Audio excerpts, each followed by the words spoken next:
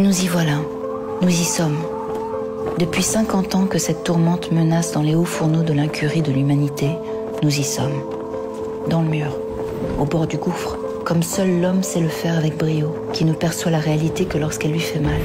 Telle notre bonne vieille cigale à qui nous prêtons nos qualités d'insouciance, nous avons chanté, dansé. Quand je dis nous, entendons un quart de l'humanité, tandis que le reste était à la peine. Nous avons construit la vie meilleure. Nous avons jeté nos pesticides à l'eau, nos fumées dans l'air. Nous avons conduit 3 voitures. Nous avons vidé les mines. Nous avons mangé des fraises au bout du monde. Nous avons voyagé en tous sens. Nous avons éclairé les nuits. Nous avons chaussé des tennis qui clignotent quand on marche. Nous avons grossi. Nous avons mouillé le désert, acidifié la pluie, créé des clones. Franchement, on peut dire qu'on s'est bien amusé. On a réussi des trucs carrément épatants.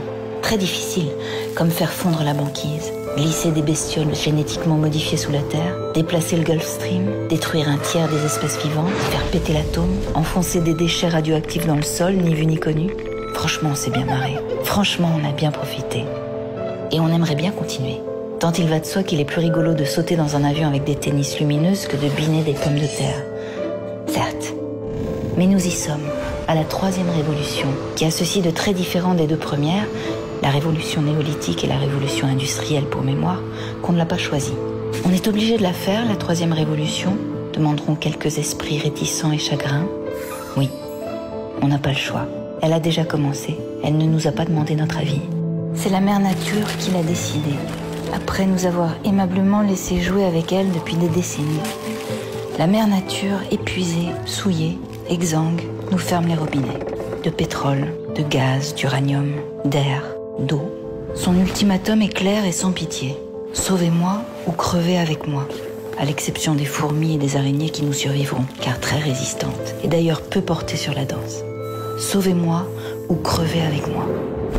Évidemment, dit comme ça, on comprend qu'on n'a pas le choix.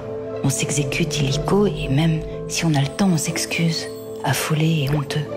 D'aucuns, un brin rêveur, tentent d'obtenir un délai, de s'amuser encore avec la croissance. Peine perdue. Il y a du boulot, plus que l'humanité n'en eut jamais.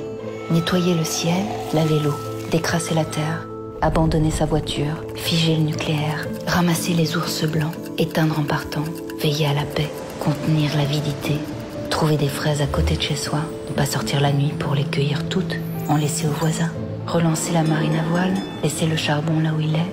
Attention, ne nous laissons pas tenter, laissons ce charbon tranquille. Récupérer le crottin, pisser dans les champs. Pour le phosphore, on n'en a plus, on a tout pris dans les mines, on s'est quand même bien marré. S'efforcer, réfléchir même, et sans vouloir offenser avec un terme tombé en désuétude, être solidaire avec le voisin, avec l'Europe, avec le monde. Colossal programme que celui de la 3e révolution. Pas d'échappatoire, allons-y. Encore qu'il faut noter que récupérer du crottin, et tous ceux qui l'ont fait le savent, est une activité foncièrement satisfaisante, qui n'empêche en rien de danser le soir venu. Ce n'est pas incompatible, à condition que la paix soit là, à condition que nous contenions le retour de la barbarie, une autre des grandes spécialités de l'homme, sa plus aboutie peut-être. À ce prix, nous réussirons la 3e révolution.